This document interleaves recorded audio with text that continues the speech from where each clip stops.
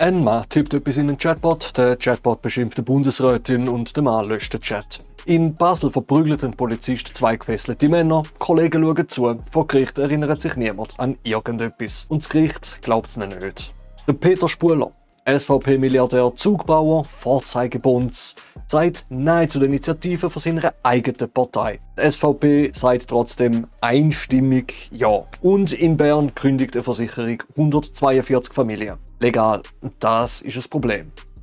Und mit dem herzlich willkommen bei Bünzli Breaking. Ich habe mir diese Woche mal kurz überlegt, ob ich das Intro von Grok schreiben lasse. Ich habe es ausprobiert, Mecca Hitler hat einfach die Bundesrätin beleidigt, also mache ich es halt doch selber. Und diese Woche werden wir mal wieder gesponsert, und zwar vom eigentlichen Grund, wieso dass du in den Raum gegangen bist. Auch wenn du ihn vergessen hast, er kommt dir wieder in den Sinn, sobald du den Raum verlässt. Also, fangen wir an.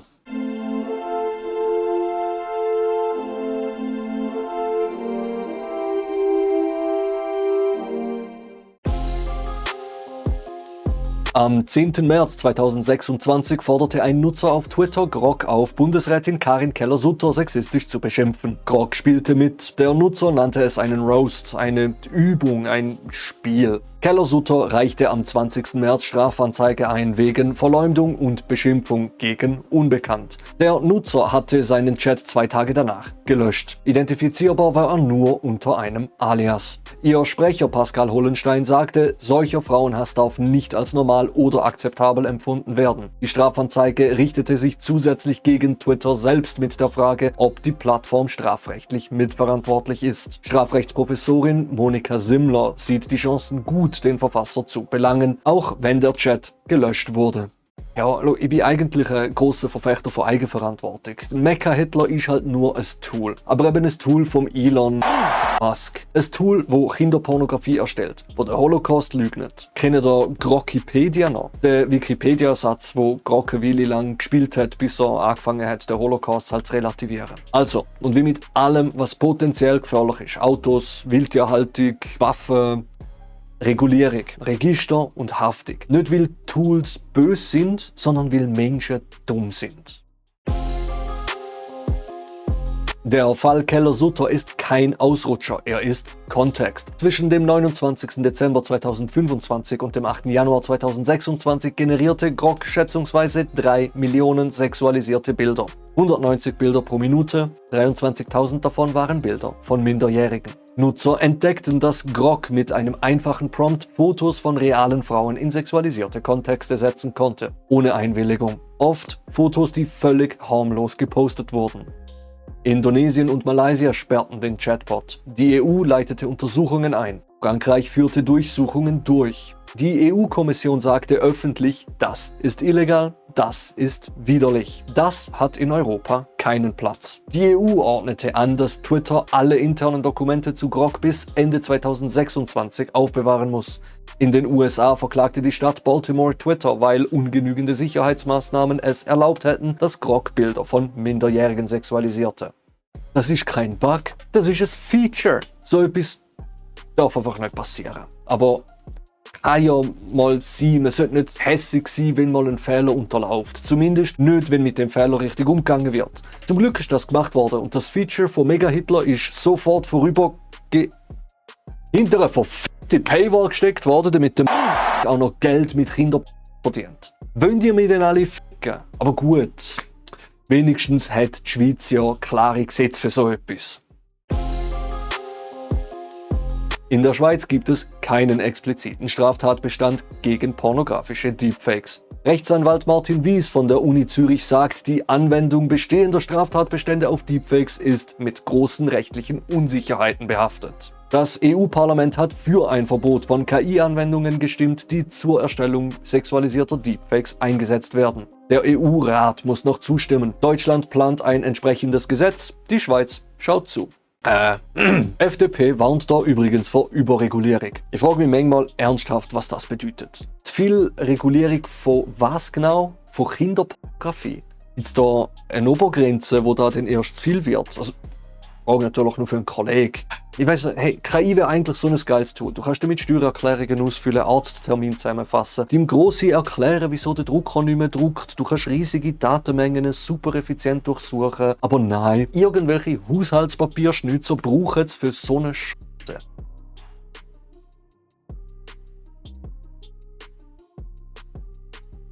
Viel Spaß mit denen Albträumen. Das ist übrigens der Grund, wieso ein 32 GB RAM-Regel jetzt 250 Franken kostet anstelle von 50. 3 Millionen Frauen, 11 Tage, 23'000 Kinder. Das sind nicht einfach Statistiken. Das sind Menschen, die heute irgendwo sitzen und nicht wissen, dass ihr Gesicht auf so einem Server liegt. Und der Mann, der das gebaut hat die Leute rausgeschmissen, die es hätten verhindern können und dann eine Paywall drauf gemacht. Ich weiss ehrlich gesagt nicht, was mich hässiger macht. Das oder ob wir immer noch diskutieren, ob man das regulieren darf. Ja gut, also komm, weiter.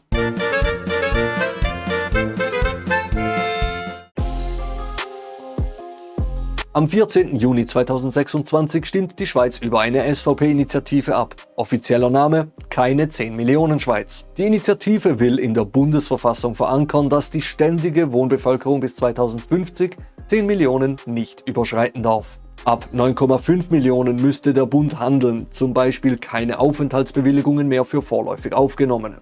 In letzter Konsequenz verlangt der Initiativtext die Kündigung der Personenfreizügigkeit mit der EU, 2 Jahre nachdem der Grenzwert überschritten wurde. Das gefährdet die bilateralen Verträge, das stellt den gesamten bilateralen Weg in Frage. Nationalrat und Ständerat lehnten die Initiative ab, ohne Gegenvorschlag. Im Ständerat 29:9 Stimmen, kommt also nackt an die Urne. Laut einer Tamedia und Sotomo-Umfrage von Mitte März 2026 45% dafür, 47% dagegen, 8% unentschlossen. Eng, aber auch rückläufig. Schau, die SVP macht das alle 6 Jahre. Dritter Versuch, noch eine radikalere Variante. Ich weiss nicht, ob ich das bewundernswert finde oder beunruhigend. Beides irgendwie? Wobei, nein, ich finde es okay. Bei Volksabstimmungen schmiert die SVP in letzter Zeit immer mehr ab. Und das tut meinem Bünzli-Herz gut. 2024 7 von 12 Vorlagen verloren. SAG-Initiative dieses Jahr 62% Nein. Die Leute hören langsam endlich auf, die Köder zu schlucken. Und jetzt muss das nur noch bei den Wahlen auch nachziehen. Und bevor ihr am 14. Juni abstimmt, wir machen dazu ein eigenes Video und erklären alles von Grund auf. Für das, genau, da abonnieren, Glocke, kommt rechtzeitig das Video.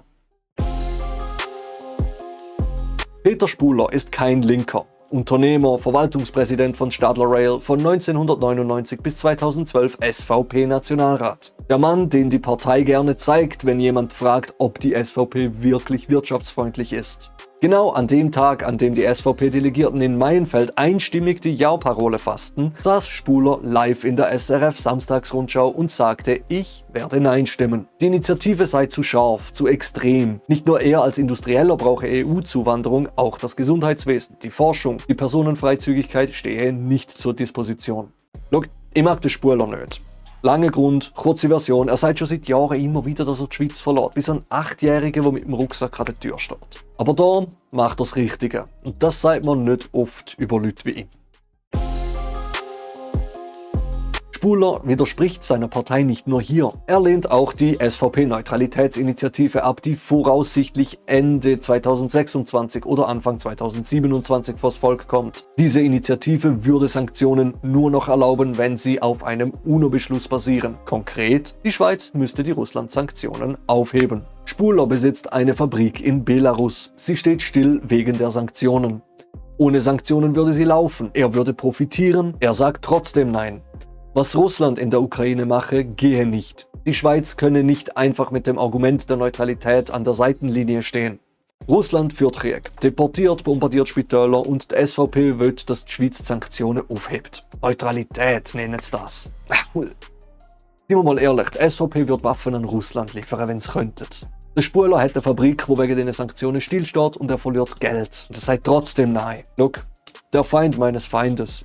Mehr nicht. Aber für heute lange das. Gute Bums. Spuhler bleibt SVP-Mitglied, sagt, unterschiedliche Meinungen hätten Platz, die SVP sei eine Volkspartei. Aber er zeigt damit etwas, das die Partei nicht zeigen will, dass ihre wichtigsten Initiativen selbst in den eigenen Reihen keine Mehrheit haben. Das Parlament sagt Nein. Experten sagen Nein. Und jetzt auch der Mann, den sie jahrelang als Beweis ihrer eigenen Vernunft vorgeschoben haben. Die SVP wirbt. Wer die Schweiz liebt, sagt Ja. Nur die SVP kämpft für eine Begrenzung. Den anderen Parteien seien die Sorgen der Bevölkerung egal. Ach Gott, ey. Die SVP sagt, wer die Schweiz liebt, seit Jahr. Ich frage mich manchmal, welche Schweiz das sie meinen. Die Schweiz, wo deine Großmutter im Pflegeheim von einer Portugiesin gepflegt wird, weil es keine Schweizer gibt, die den Job machen wollen. Die Schweiz, wo das Spital auf einer Gemeinde seit Jahren eine offene Stelle für einen Anästhesist ausschreibt. Die Schweiz, wo jeder zweite Arzt im Ausland aufgewachsen ist. Das ist nicht Einwanderung als Bedrohung. Einwanderung ist für uns ein Lebenserhaltungssystem. Aber gut, hey, schönes rundes Limit in der Verfassung, dritter Versuch, radikalere Variante. Habe ich dir schon mal gesagt, dass die Definition von Wahnsinn ist?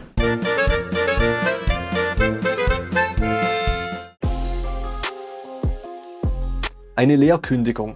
Alle Mietparteien eines Gebäudes kriegen gleichzeitig die Kündigung. Begründung: Totalsanierung. Das Gebäude wird leergeräumt, renoviert, danach zu höheren Preisen neu vermietet. Wer vorher dort wohnte, kann sich die neue Miete meistens nicht leisten. Das ist legal. Das ist der Punkt. Ich zahle an einer Versicherung Geld, dass sie mir helfen, wenn mal etwas schief läuft. Die Versicherung nimmt das Geld und kauft halt unter anderem Wohnhäuser und kündigt den 142 Familien. Nicht weil die Häuser kaputt sind, sondern weil die Rendite mit reicheren Mietern einfach besser aussieht. Im November 2025 erhielten 142 Mietparteien an 8 Mehrfamilienhäusern am Loriplatz in Bern die Kündigung. Eigentümer die Allianz Suisse Versicherung. Viele Betroffene wohnen seit über 20 Jahren dort. Die Allianz bot eine Vereinbarung an. Wer unterschreibt, darf bis mindestens Anfang 2027 bleiben. Wer unterschreibt, verzichtet auf das Recht, die Kündigung anzufechten. Alle unterschrieben, sie hatten keine echte Wahl. Was die Mieten nach der Sanierung kosten werden, die Allianz sagt es nicht. Sie schreibt, die Mieten orientieren sich am ortsüblichen Niveau, keine Luxussanierung. Die Allianz sagt, die Mieten orientieren sich am ortsüblichen Niveau. Ortsüblich? Das ortsübliche Niveau in einem Quartier, wo sie gerade selber sanieren. Das ortsübliche Niveau, wo sie selber mitbestimmen, weil sie 8 Häuser gleichzeitig auf den Markt werfen. Kein Einzelfall. Im Lorraine-Quartier wurden in den letzten 2 Jahren mehrere Wohnhäuser leer gekündigt. Eine Anlagestiftung aus Schwyz sanierte. Rund 50 Personen verloren ihr Zuhause. Architekt Viktor Hirsig beschreibt das Muster. Es werden Gebäude jahrelang unrenoviert gelassen. Dann kommt die Leerkündigung, dann kommen neue Mieter. Kurzer Hinweis für alle, die das mit den Sugushäusern in Zürich verknüpfen wollen. Anderer Eigentümer, andere Architekten, anderer Kanton. Kein direkter Zusammenhang, aber das Muster bleibt dasselbe. Und die politische Debatte um Wohnschutz, die die Sugushäuser in Zürich ausgelöst haben, zeigt, die Leute fangen an, Punkte zu verbinden. Ja, das Muster ist halt bekannt. Gebäude jahrelang verrotten lassen, den kündigen, den sanieren, den neuen Mieter. Komischerweise passiert das immer in einkommensschwachen Quartieren. Zufall? Ich glaube nicht. In Basel gibt es ein Wohnschutzgesetz. Vermieter müssen vor Renovationen bei der Kommission vorsprechen, die entscheidet, wie hoch der Mietzins danach sein darf. Ergebnis: Seit Inkrafttreten des Gesetzes ist nur ein einziger Fall einer Leerkündigung bekannt geworden. Davor waren es 379 Liegenschaften in 4 Jahren.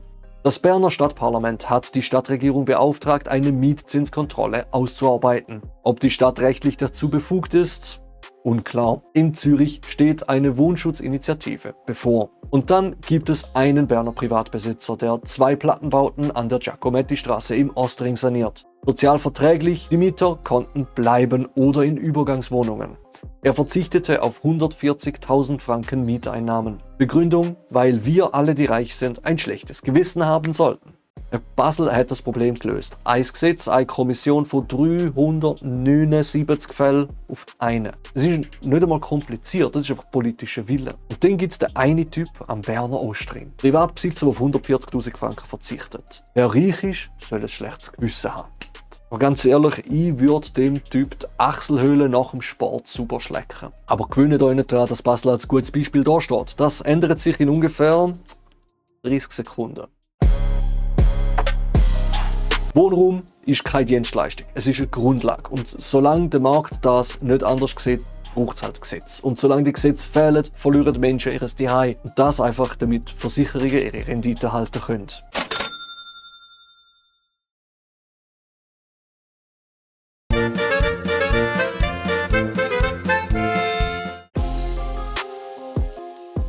Einzelfälle. Weil die Zürcher Polizei An einer in derselben Anti-Trump-Demonstration am 19. und 20. Januar setzen die Einzelfälle Einzelfälle Verbrennung ganz Gleichungswasser ein, bei einer Eskalation ist einer passiert, sie ist Einzelfall nicht mehr haltbar ist. Ich wünschte, das wäre ein Einzelfall. Ich kann das aber nicht sagen. Wir reden fast jede Woche drüber. Neuer Kanton, neues Opfer, das gleiche Muster. 2023. Ein Basler Polizist kontrolliert 2 Männer auf der Drei-Rosen-Anlage. Sie sind gefesselt. Er schlägt und würgt sie. Auf der Anlage danach auf dem Polizeiposten.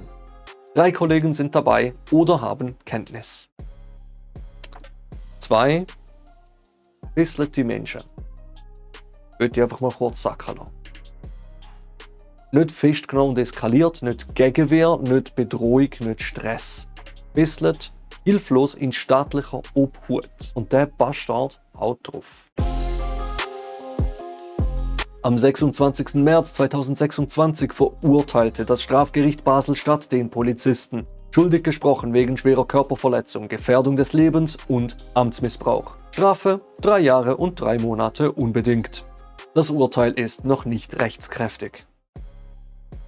3 Jahre und 3 Monate.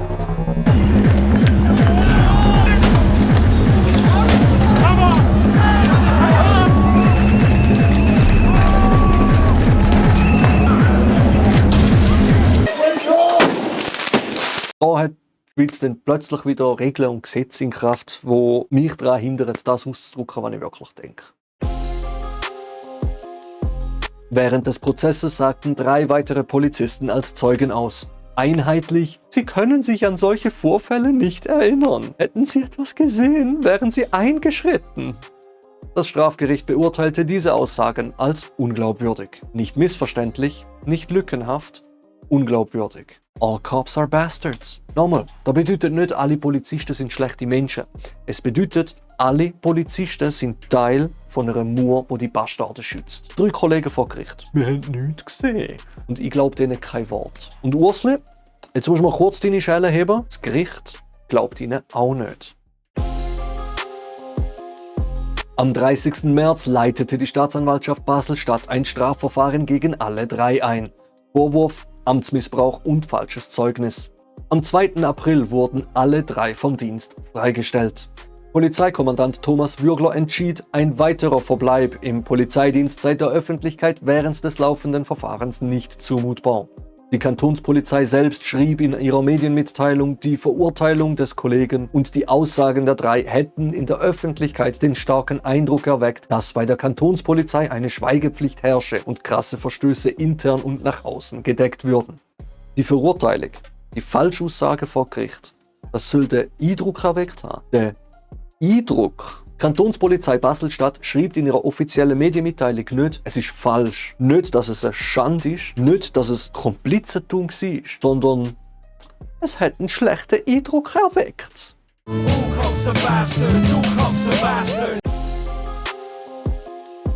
Was hier passiert, hat einen Namen. Nicht Loyalität, nicht Zusammenhalt, nicht Kollegialität, Komplizentum. Wenn 3 Polizisten vor Gericht lügen, um einen Kollegen zu decken, der gefesselte Menschen verprügelt hat, das ist keine schlechte Entscheidung in dem Moment, das ist eine Kultur. Wer in der Schweiz Opfer unverhältnismäßiger Polizeigewalt wird, hat einen schweren Stand. Strafanzeigen werden widerwillig behandelt und es gehört zur bekannten Taktik, dass betroffene Polizisten Gegenanzeigen wegen Gewalt gegen Beamte einreichen. Also schau, wenn du als Zivilperson einen Polizist anzeigst, dann landet die Anzeige in vielen Kantonen bei der Polizei selber. Also, ich wiederhole das jetzt nochmal für die Leute, die dort ganz hinhocken. Du zeigst einen Polizist an. Die Anzeige geht an die Polizei. Die Polizei untersucht den Polizei. Und dann stellt die Polizei natürlich fest, dass die Polizei nichts falsch gemacht hat. Die Schweiz hat keine unabhängige Polizeibeschwerdestelle auf Bundesebene. Ombudsstellen existieren nur in einzelnen Kantonen. Und selbst dort können sie oft nicht gegen Kantonsbehörden tätig werden. Amnesty International hat das vor Jahren dokumentiert. Die meisten europäischen Länder haben unabhängige Beschwerdestellen. Die Schweiz nicht. Schweizer Polizisten müssen nicht einmal ein Namensschild oder eine Identifikationsnummer tragen. In fast allen anderen zivilisierten Ländern ist das anders. Wie oft Anzeigen gegen Polizisten eingereicht werden, statistisch nicht erfasst. Wie viele zu Verfahren führen, kaum dokumentiert. Wie viele zu Verurteilungen führen, selten. Die Schweiz führt keine nationale Statistik über Anzeigen gegen Polizisten. Die Schweiz führt keine offizielle Statistik über Femizid. Der Antrag dazu ist übrigens im Parlament abgelehnt worden. Alle 2 Wochen stirbt eine Frau durch die Hände von einem Mann. Und wir wissen das nur, weil ein privates Recherchekollektiv Medienbericht durchforstet. Was man nicht zählt, existiert nicht offiziell. Was nicht offiziell existiert, muss ja nicht behoben werden. Und was nicht behoben werden muss, das kann man ganz gut ignorieren. 2 Männer wurden 2023 verprügelt, gefesselt, hilflos in der Obhut des Staates.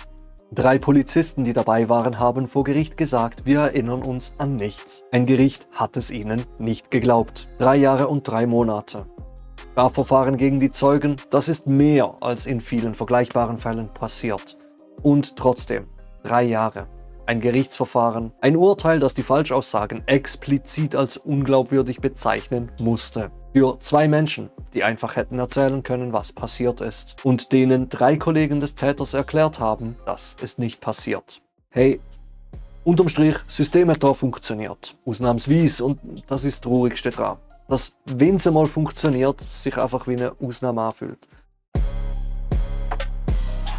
Basel ist halt auch kein Einzelfall. Das Muster ist bekannt. Der Ort ändert sich, Muster nicht. Solange es keine unabhängige Beschwerdestelle gibt, solange keine Statistiken geführt werden, solange der Core-Geist als Schutzwall funktioniert, redet mir weiter darüber. Jede Woche. Und wenn du das unterstützen willst, abonnieren, Glocke, an deine Kollegen weiterleiten, Kommentar schreiben. Wir sind kein Grossunternehmen.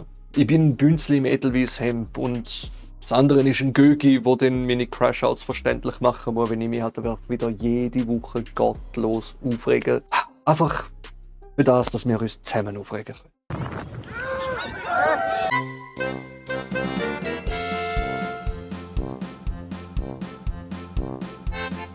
Bisschen schnell jetzt. Der letzte Satz habe ich wieder so ein Da stehe ich nicht schlecht, oder? Wunderbar. Wenn nicht, haben da wirklich so eine Wiederholung drin. Ist nicht wegen diesen Behörden, sondern gegen die Behörden. Ja gut, durchziehen. Personenfreude. Also, das ist mein erster Take an. Probiert, ich habe den Teleprompter noch schneller eingestellt. Voice Cracks, das schreibt sie. Jetzt soll ich mal noch irgendwo auf Kamera gesagt haben, Trump ist im Fall hure pädophil.